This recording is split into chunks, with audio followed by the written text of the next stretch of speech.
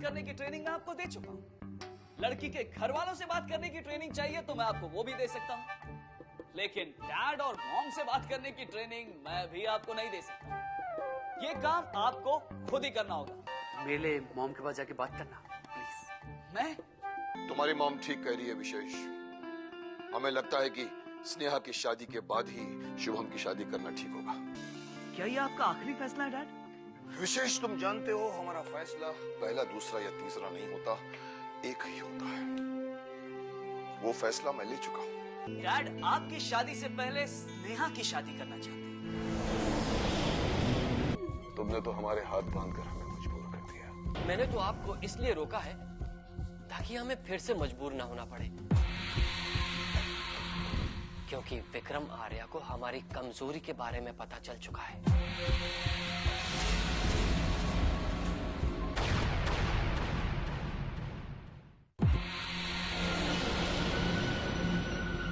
हम जानते हैं छोटे, इसीलिए तो हम खामोश बैठे हैं। लेकिन शायद तुम ये बात नहीं जानते कि जंग और खेल में सबसे ज्यादा तकलीफ उसे होती है जो खिलाड़ी खेलना चाहता है लेकिन मैदान के बाहर होता है। हम विक्रम आर्या के साथ जंग लड़ना चाहते हैं, तमाशबीन बनकर तमाशा देखना नहीं चाहते। मैं ये बात जानता हूं भाई, मगर मामला अभी तक ठंडा नहीं हुआ है। कुछ दिन और इंतजार कीजिए भाई, कोई ना कोई मौका हमें जरूर मिलेगा। मैं भी उसी मौके के इंतजार में हूं छोटे, और जिस दिन मुझे वो मौका मिलेगा मैं विक्रम आर्या का वो हाल करूंगा कि उसे समझने का मौका भी नहीं मिलेगा।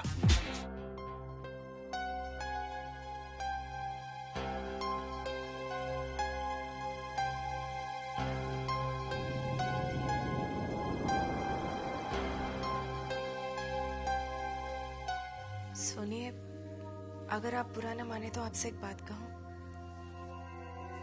हाँ बोलो। वो क्या है कि आकाश की बहुत दिनों से कोई खबर नहीं आई। ओह, तो आज तुम्हें आकाश की याद आ गई? क्या करूं, माँ जो हूं, भले ही आकाश मुझसे दूर चला गया हो, लेकिन उसे दिल से दूर कैसे करूं मैं? अगर आकाश को इस बात का एहसास होता तो वो कभी तुमसे दूर नहीं रहता, लेकिन वो तो खुद अपनी जिद के लिए इस घर को छोड़कर चल गया। मैं जानती हूँ आकाश अपनी जिद की वजह से घर छोड़कर चला गया, लेकिन आखिर है तो वो हमारा ही बेटा ना। अब वो कहाँ है, किस हाल में है, ये तो पता ही करना होगा। अरे वो जहां भी होगा ठीक ही होगा। अगर वो हमें मिस करता या उसे हमारी याद आती तो हमसे मिलने नहीं आता। अब ये तो आप भी जानते हैं कि आकाश कितना जिद्दी है। अगर वो किसी परेशानी में भी होगा तो हमसे मिलने कभी नहीं आएगा। और जानकी, ये तुम जानती हो कि हम भी उससे मिलने कभी नहीं जाएंगे, जानती हो ना?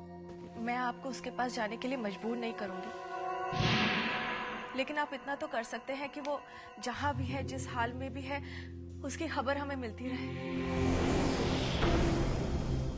देखो जानकी, मैं ना आकाश के बारे में कुछ जानना चाहता हूँ और ना ही उससे मिलना चाहता हूँ। रही बात तुम्हारी, तुम जिससे चाहो उसके बारे में पता लगा सकती हो, लेकिन मैं इस मामले में तुम्हारी कोई मदद नहीं कर सकता। Do you understand that?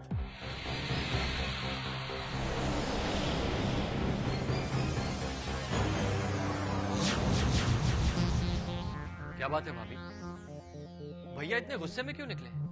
बात यह है छोटे कि अगर इंसान के सामने एक ही बात रोज रोज दोहराई जाए तो उसे गुस्सा तो आएगा ही ना।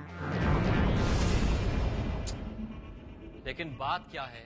छोटे, बात ऐसी है कि तुम्हारी भाभी चाहती है कि भैया आकाश के सामने जाए, उसके हाथ पैर जोड़े और उसे वापस ले आए, है ना भाभी? केत की मैंने ऐसा तो नहीं कहा। कहा नहीं तो क्या हुआ, पर आपका मतलब तो यही है ना? नहीं देवर जी, मेरा तो ये मतलब है कि आकाश भले ही हमसे ना मिले, पर उसकी खबर तो मिलती रहे। वो कहाँ है, किस हालत में है, कहीं उसे कोई परेशानी तो नहीं। वो तो ठीक है भाभी, लेकिन आप तो जानती हैं कि भैया के मर्जी के खिलाफ हम ये काम नहीं कर सकते। तुम अपने भैया की फिक्र मत करो देवर जी, अगर तुम्हारे भैया नाराज भी हुए तो मैं उन्हें समझा लूंगी, लेकिन तुम पर कोई बात नहीं आने दूंगी। इतना सोच क्यों रहे हैं देवर जी? आखिर आकाश तुम्हारा भी तो भतीजा है। ठीक है, आप बेफिक्र रहिए, मैं देखता हूं क्या हो सकता है।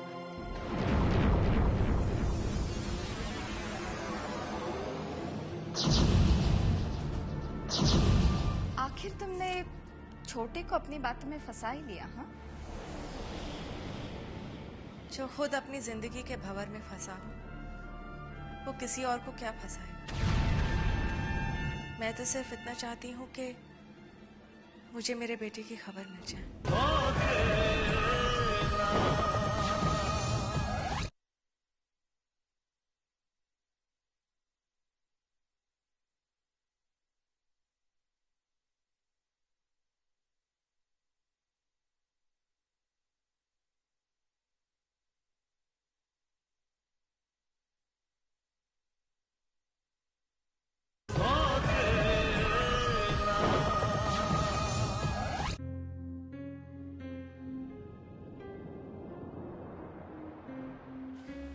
शुभम, शुभम इस तरह खामोश क्यों बैठे हो? बोलो ना, क्या बात है? अब मैं तुम्हें क्या बताऊं कामिनी, हमारी शादी अभी नहीं हो सकती। क्यों? हमारी शादी में क्या प्रॉब्लम है? हमारी शादी में सबसे बड़ी प्रॉब्लम है स्नेहा। स्नेहा? हाँ कामिनी, डैड हमारी शादी से पहले स्नेहा की शादी करना चाहते हैं, और स्नेहा की शादी में ये प्रॉब्लम है कि उसकी शादी पढ़ाई खत्म होने के बाद ही हो पाएगी। पर शुभम, पहले तो ऐसी कोई बात नहीं थी ना? हाँ कामिनी, पहले ऐसी कोई बात नहीं थी, लेकिन ये डैड का फैसला है, और तुम तो जानती हो कि डैड के फैसले के खिलाफ जाने की मुझ में हिम्मत नहीं है। शुभम,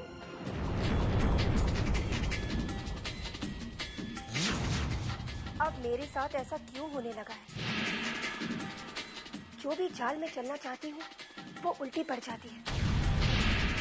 तो मेरे सपनों का क्या होगा?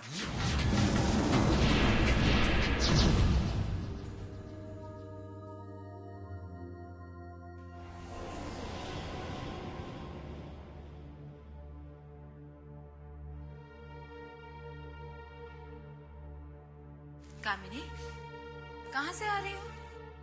वो मैं शुभम से मिलने गई थी। एक बात कहूँ कामिनी, बुरा मत मानना, अब तुम्हें शुभम से ज्यादा नहीं मिलना चाहिए। ये आप कैसी बातें कर रही हैं भाभी? आप जानती है ना, मेरी और शुभम की शादी होने वाली है। इसलिए तो कह रही हूँ कि तुम्हारी शादी होने वाली है, और जिससे शादी होने वाली हो उससे शादी से पहले ज्यादा मिलना नहीं चाहिए। खैर छोड़ो, ये बताओ कि शुभम ने तुमसे क्या कहा? वो कब शादी कर रहा है तुमसे? भाभी, शुभम तो मुझसे आज भी शादी कर सकता है, लेकिन वो खुद से पहले अपनी बहन स्नेहा की शादी करवाना चाहता है। अरे, ये तुम्हारी शादी के बीच में स्नेहा की शादी कहाँ से आ गई? नहीं भाभी, स्नेहा की शादी बीच में नहीं आई।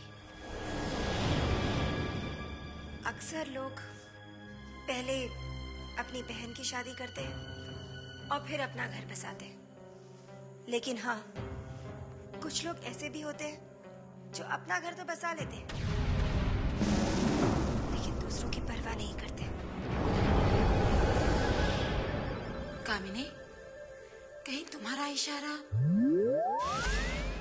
अपने भैया की तरफ तो नहीं? इशारा क्या भाभी, मैं तो भैया की ही बात कर रही हूँ। कामिनी, अपने भैया के बारे में कहने से पहले ये तो सोच लिया होता, अगर उन्होंने अपना घर बसाया था तो वो तुम्हारे लिए बसाया था, ताकि तुम्हारी परवरिश ठीक से हो। कामिनी, तुम्हारी खुशियों के लिए उन्होंने अपनी तकलीफों की परवाह नहीं की, और उनकी कुर्बानियों का तुम उन्हें ये सिला दे रही हो? नहीं भाभी, जो खुद किसी और की मेहरबानियों पर जिंदा हो वो किसी और को क्या दे सकता है? वो तो आपने जिक्र किया और मुझसे सब्र नहीं हुआ, इसलिए मैंने बोल दिया, बस।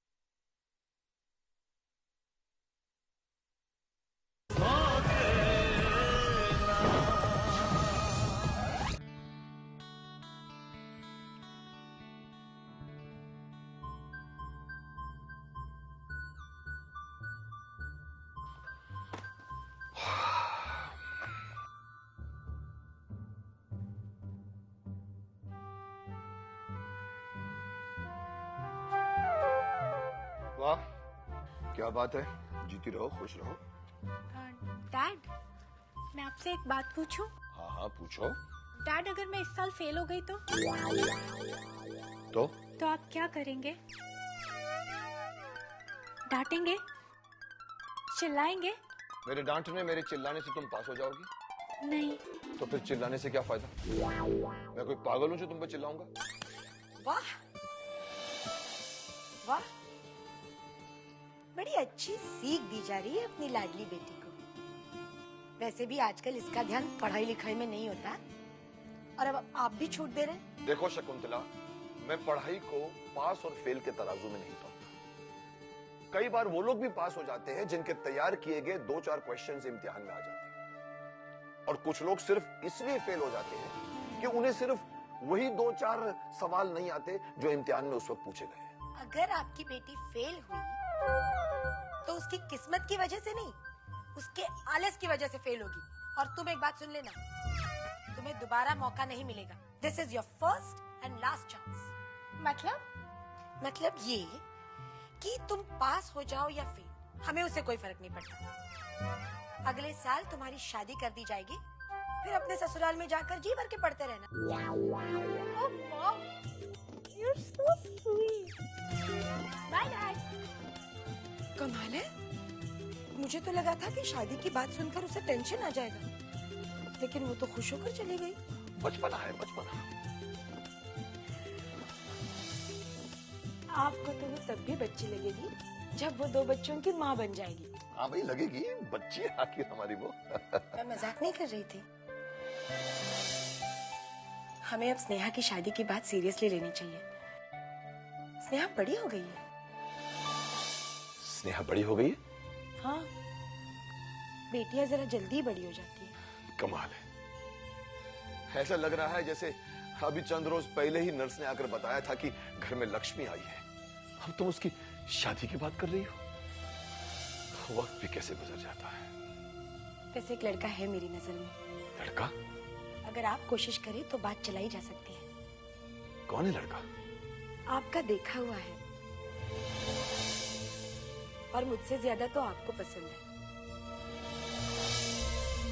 गुड लुकिंग है, स्मार्ट है, हैंडसम है, पैसे वाला है, और सबसे बड़ी बात, अकेला है। तुम किसकी बात कर रही हो? कौन है वो लड़का? आपका पार्टनर युगांक राय। युगांक राय? क्यों, क्या हुआ? क्या वो अच्छा लड़का नहीं है? नहीं, वो बात नहीं है, लेकिन मैंने कभी उसे इस नजरिए से नहीं देखा। तो आप देख लेना, उससे अच्छा लड़का हमें अपनी स्नेहा के लिए नहीं मिलेगा।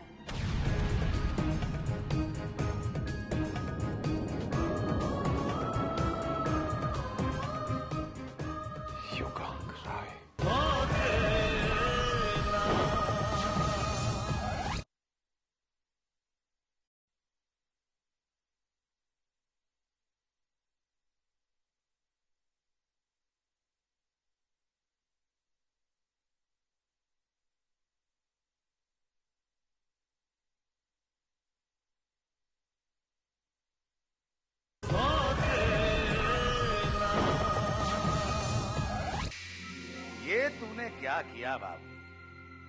मैं तो इस परिवार को बर्बादी के कगार पर ले जाना चाहता हूँ, और तूने इस परिवार को खुशियों का रास्ता बता दिया चक्कर चला के। लेकिन मैंने ऐसा क्या कर दिया कसम से? अरे मेरी रानी, तुझे स्नेहा के लिए युगांग का नाम बताकर उनके हाथों में वो पत्ता दे दिया है कि अगर वो पत्ता कहीं फिट बैठ गया तो वो तो हारी हुई बाजी जीत जाएंगे, लेकिन हमें जिंदगी भर कभी जीत नसीब नहीं होगी। तो वो लड़का अच्छा ना है कसम से? लड़का तो ठीक है, लेकिन तूने जो सोचा है वो ठीक ना है। मतलब ये मेरी रानी कि वैसे तो जीजा जी किसी से किसी भी बात में कमजोर नहीं है, लेकिन आजकल हालात ने उन्हें कुछ कमजोर कर दिया है। ये बात हमारे लिए फायदेमंद साबित हो सकती है, लेकिन अगर स्नेहा और युगांग की शादी हो गई तो जीजा जी की उखड़ती हुई जड़ें फिर से मजबूत हो जाएंगी। फिर उन्हें हिलाना हमारे तो क्या, किसी के भी बस में नहीं होगा। इसलिए मेरी लाजो, तू स्नेहा और युगांग के बारे में कभी मत सोचना ना। मैं तो सिर्फ सोच ही रही हूँ, पर मैंने ये कब कहा कि उनकी शादी होनी चाहिए? लेकिन ये बात तू क्यों सोच रही है? वो इसलिए कि इस घर में बहुत शांति बनी हुई है, और तुम तो अच्छी तरह से जानते हो, जहाँ शांति होती है वहाँ मुझे बिल्कुल अच्छा ना लगता है कसम से। तो तू चाहती क्या है मेरी रानी?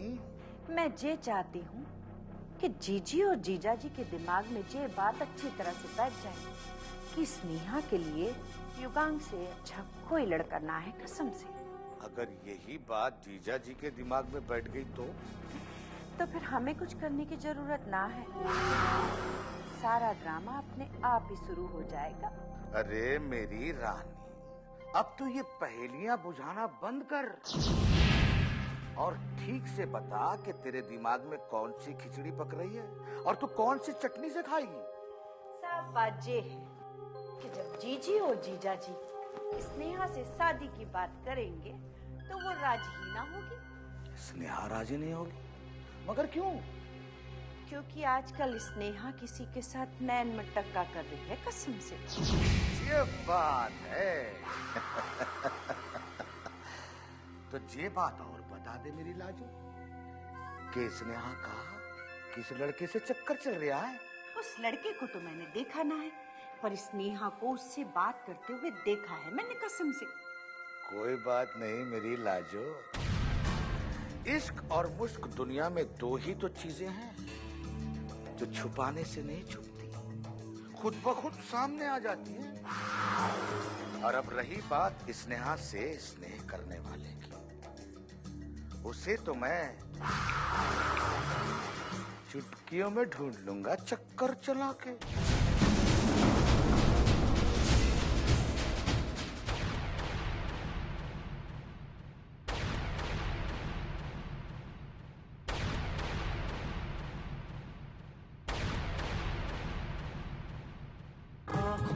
ख्वाबों की बारात लेके, होठों पे गीतों की सौगात लेके, दिल में मोहब्बत के जज्बात ले